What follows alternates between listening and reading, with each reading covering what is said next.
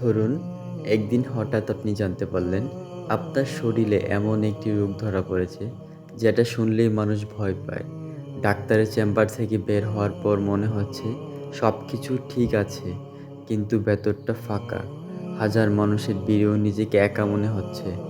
ঠিক সেই মুহূর্তে কেউ যদি আপনাকে বলে একটি দোয়া আছে যা মৃত্যু ছাড়া সব রোগের শিফা, আপনি কি সেই দোয়াটি জানতে চাইবেন না?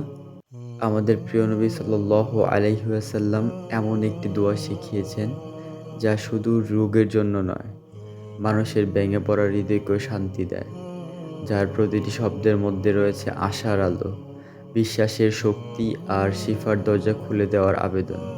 সেই দোয়াটি হলো, اللهم رب الناس أذهب الباس اشف أنت الشافي لا شفاء إلا شفاءك شفاء لا يغادر سقما। অর্থাৎ, হে মানুষের প্রতিপালক আল্লাহ, কষ্ট দূর করে দিন। আপনিই আরোগ্য দানকারী।